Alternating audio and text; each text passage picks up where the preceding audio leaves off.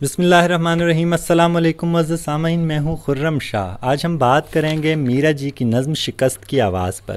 سامعین، میرا جی کے حوالے سے ہم جانتے ہیں کہ میرا جی ایک اہم شاعر ہیں اردو نظم کے حوالے سے۔ تو میرا جی، مجید، امجد، نون میم راشد، ان تین شعراء کو نظم کے حوالے سے، جدید نظم کے حوالے سے اہم جانا جاتا ہے۔ تو ادبی دنیا رسالہ ہے، اس کے ساتھ آپ جڑے رہے، اس کے ذریعے آپ نے اپنی جدید نظموں کا تجربہ کیا جو بہت حد تک معروف مقبول ہوئیں۔ آپ کی نظموں کی ایک اہم پہلو یہ ہے کہ آپ عرضی حقیقت سے جڑے ہوئے ہیں، اپنے مقام سے جڑے ہوئے ہیں۔ نون میم راشد کی نظموں پر زیادہ تر فارسی اور مغربی اثر ہے، لیکن اس کے بجائے جو ہے وہ مجید امجد ہوں یا میرا جی ہوں، ان پر جو مقامی اثر ہوتا ہے یا مقامیت ہوتی ہے وہ زیادہ غالب ہے۔ بہرحال آغاز کریں گے شکست کی آواز کا۔ تو ان کو محرومیوں کا شاعر بھی کہا جاتا ہے، جنہوں نے اپنا محرومیوں کا ازالہ شاعری میں ڈھونڈا۔ شکست کی آواز میں ایک بہت اچھا، بہت بہترین پیغام ہے جو مختلف، جو ایک بڑا ذہن جو ہے وہ دے سکتا ہے۔ بہرحال شکست کی آواز میں شاعر اپنی ایک شکست کی آواز کو ہم تک پہنچا رہے ہیں، گویا ان کی ایک خواہش تھی اور وہ خواہش پوری نہیں ہوئی۔ تو وہ خواہش کیا ہے؟ اس خواہش کو اس نظم میں دو حصوں کے ذریعے پیش کیا گیا ہے۔ پہلے حصے میں خواہش کا اظہار ہے اور دوسرے حصے میں کیا ہے؟ اس خواہش پر جو اثر ہے، یعنی جو ناکامی سی محسوس ہو رہی ہے شاعر کو، اس کا اظہار ہے۔ بہرحال یہ ایک پر امید نظم ہے، ایک امید دلاتی اور کچھ کر دکھانے کا حوصلہ دیتی ہوئی نظم ہے۔ تو شاعر کے دل میں کیا خواہشیں جانتے ہیں، آئیں۔ امنگوں نے میرے دل کو عجب الجھن میں ڈالا ہے، سمجھتا ہے کہ جو بھی کام ہے وہ کرنے والا ہے۔ یہ کہتا ہے نئے رستے دکھاؤں میں سواروں کو، یہ کہتا ہے کہ لے آؤں فلک سے ماہ پاروں کو، یہ کہتا ہے کہ صحراؤں کی دوری طے کروں پل میں، حقیقت میں یہ احساس شعوری طے کروں پل میں۔ جہان نو کو دیکھاؤں جو ہے قلب سمندر میں، بیان سنگ پالوں منجمد ہے کوہ کے سر میں۔ یہ کہتا ہے کہ ساری کائنات ایک ذرہ بن جائے، جو ہے لا انتہا وقفہ وہ بس ایک لمحہ بن جائے۔ یہ شاعر کی کل خواہش ہے جی، جس کو اس نے اظہار کیا، اور ان امنگوں، ان خواہشوں نے شاعر کے دل کو الجھن میں ڈالا ہوا ہے کہ جو بھی کام، جسے کام کہا جا سکتا ہے، وہ کرنے والی چیز ہے۔ یعنی کوئی بھی چیز کرنے کو ہے، اگر اس کا ذکر آتا ہے تو اس کا مطلب ہے اس کو کر ڈالیے، کہ جو بھی کام ہے وہ کرنے والا ہے۔ کیا جی؟ کہ نئے رستے دکھاؤں میں سواروں کو۔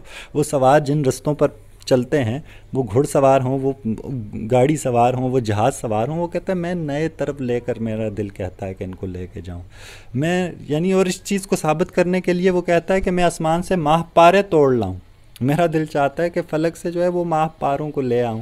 یہ کہتا ہے کہ صحراؤں کی دوری طے کروں پل میں، کہ وہ طویل صحرا جہاں سفر کرنا ممکن نہیں ہوتا، بعض اوقات انتہائی مشکل ہو جاتا ہے، تو ان دوریوں کو یعنی طے کروں، یہ حل نکالوں میں، حقیقت میں یہ احساس شعوری طے کروں پل میں۔ وہ کہتا ہے میں گپ نہیں مار رہا، کوئی مذاق نہیں کر رہا، میں سچ کہہ رہا ہوں، اور میری دل کی یہ خواہش ہے کہ میں یوں کروں کہ میں آسمانوں سے تارے توڑ لاؤں، کہ وہ اقبال والی بات ہے کہ محبت مجھے ان جوانوں سے ہے ستاروں پہ جو ڈالتے ہیں کمند۔ تو یہ بھی، اس کی بھی وہی خواہش ہے کہ سفر، دوریاں بہت مختصر ہو جائیں، آسمانوں تک ہماری رسائی ہو جائے اور چاند ستارے سیارے ہماری کمند میں آ جائیں۔ جہان نو کو دیکھاؤں جو ہے قلب سمندر میں، سمندر کی ان گہرائیوں تک جہاں تک انسان نہیں پہنچا، وہاں نئے جہانوں کو شاعر دیکھنا چاہتا ہے۔ بیان سنگ پالوں، پتھروں کا بیان، ان کے راز جاننا چاہتا ہے، وہ کہاں ہیں پتھر؟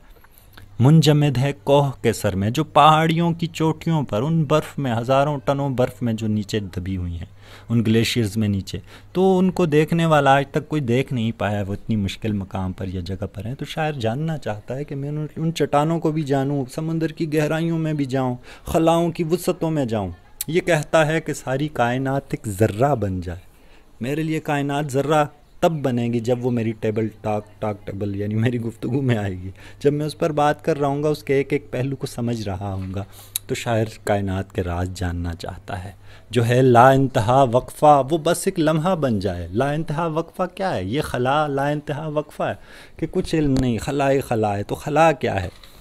تو شاعر چاہتا ہے اس خلا کا راز بھی وہ جان لے، اور اس کو طے کرنا، اس کو عبور کرنے کا بھی وہ ہنر جان لے۔ اچھا، اب دوسرا حصہ آغاز ہوتا ہے۔ یہ تو شاعر نے اپنی الجھن بتائی ہے، خواہشیں جنہوں نے اس کے دل کو پریشان کیا ہے۔ تو اس جواب میں وہ کیا چاہتا ہے؟ وہ یہ چاہتا ہے کہ دنیا والے یوں کرنے لگ جائیں، میرے لوگ، میرے نوجوان یوں کرنے لگ جائیں، لیکن لوگ کیا کہتے ہیں؟ مگر اونچے ارادے ہیں تو کیا، اونچے ارادوں کو سمجھنے کا نہیں احساس حاصل سیدھے سادھوں کو. تو اس کی بناوٹ سے اندازہ ہو گیا ہوگا ہمیں کہ یہ مثنوی کا سا انداز ہے کہ ہر شعر میں دونوں مصروں میں قافیہ ردیف ہے اور ہر شعر کا قافیہ ردیف بدلتا جاتا ہے اگلے شعر میں آتے ہوئے. تو مثنوی کا سا انداز. اور شاعر کیا کہتا ہے جی، ریئیکشن پورا پڑھتے ہیں. جہاں میں سیدھے سادے آدمی کثرت سے بستے ہیں، ہے محدود ان کی ہمت اور محدود ان کے رستے ہیں. تمدن اور تہذیبوں نے پھندا ان پہ ڈالا ہے، وہ کہتے ہیں کہ ہونا ہے وہی جو ہونے والا ہے.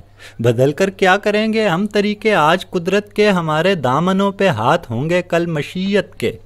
انہیں تسکین ہے پہلی لکیروں کی فقیری میں، یہ کھوئے ہیں تمنا کی ضعیفی اور پیری میں. میں ان کو دیکھتا ہوں دل پہ ہوتا ہے اثر ان کا، میں ایک مظلوم ہوں ماحول کے اس جذبے ساکن کا. مگر ہاں باوجود اس کے میرے دل میں جوالا ہے، امنگوں نے میری ہستی کو ایک الجھن میں ڈالا ہے. تو پابند نظم سے یہ نظم لی گئی ہے، تو شاعر کی کتاب ہے.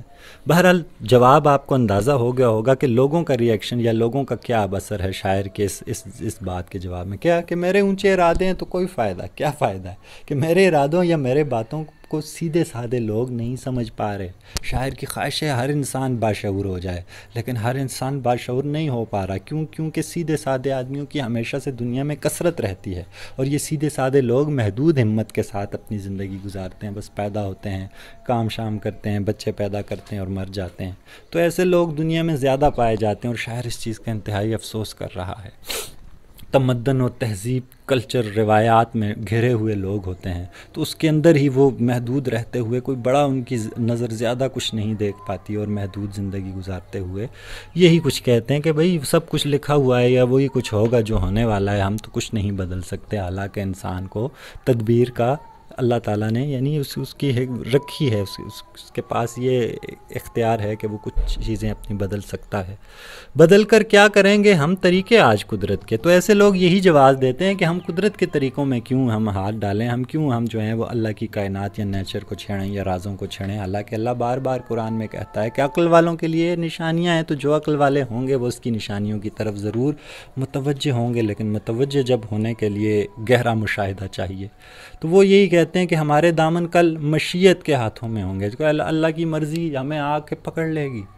تو یعنی تن آسانی ہے، کچھ نہ کرنے کے بہانے ہیں. انہیں تسکین ہے پہلی لکیروں کی فقیری میں، یہ کھوئے ہیں تمنا کی ضعیفی اور پیری میں. تو پرانی طرف وہ لوگ اپنے پرانے قدیم زمانے کو ایسے لوگ یاد کرتے ہیں کہ وہ زمانہ ہمارا اچھا تھا، یا انسان تب اچھا تھا، یا ہماری قوم تب اچھی تھی. تو پہلی لکیروں کو پیٹتے رہتے ہیں، خود کچھ کرنے کی کوشش نہیں کرتے. تو ان کی خواہشیں بھی ضعیف اور پیر ہو چکی ہیں. تو شاعر کہتا ہے میں ان کو دیکھتا ہوں تو میرے دل پر ان کا اثر ہوتا ہے.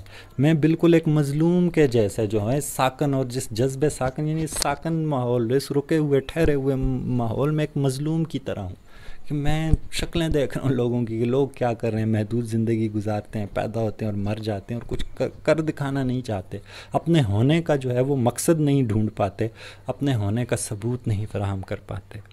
شاعر کہتا ہے یہ ایسا ہے، یہ لوگوں کے جذبات ہیں. مگر چونکہ شاعر ایک پر امید شخص ہوتا ہے اور اسے ہونا چاہیے، شاعر اس لیے آخری شعر میں کہتے ہیں مگر ہاں باوجود اس کے میرے دل میں جوالا ہے، ایک آگ مچی ہوئی ہے، ایک بھانبڑ مچا ہوا ہے کہ ان لوگ میری بات نہیں سمجھتے، لیکن میری خواہشیں تو بھئی مجھے مجبور کرتی ہیں، میرے دل میں تو باتیں آتی ہیں. اس لیے شاعر سے انہی چیزوں نے یہ نظم تخلیق کروائی ہے جس کو اس نے شکست کی آواز دی ہے. تو شکست یہ ہے کہ لوگ نہیں سمجھ رہے، اور شکست کی اب آواز یہ نظم ہے. تو شکست کی آواز اس لیے اس نظم کا عنوان رکھا گیا. امنگوں نے میری ہستی کو ایک الجھن میں ڈالا ہے، کہ یہ خواہشوں نے تو مجھے تنگ کر کے رکھ دیا ہے کہ جو کچھ ممکن نہیں بھی ہو پاتا وہ بھی یہ چاہتا ہے. تو بہرحال یہ ایک پیغمبرانہ طرز ہوتا ہے کہ جہاں معاشرہ درست نہیں بھی ہوتا وہاں بھی ایک کوشش کرنی ہے کہ 100% میں 1% کو بھی لے کر چلنا ہے اچھائی کے پیغام کے ساتھ، لیکن اچھائی اور حق کا پیغام کبھی چھوڑنا نہیں ہے، اور اپنی زندگی میں اپنے ہونے کا مقصد تلاش کرنا ہے. یہی شاعر کا ہمارے لیے، میرا جی کا ہمارے لیے، ثناء اللہ ڈار کا ہمارے لیے پیغام تھا. تو مجھے امید ہے کہ اب اس نظم کے حوالے سے ہم کافی فہم حاصل کر چکے ہوں گے. تو بہت شکریہ، اپنا خیال رکھیے گا. اللہ حافظ.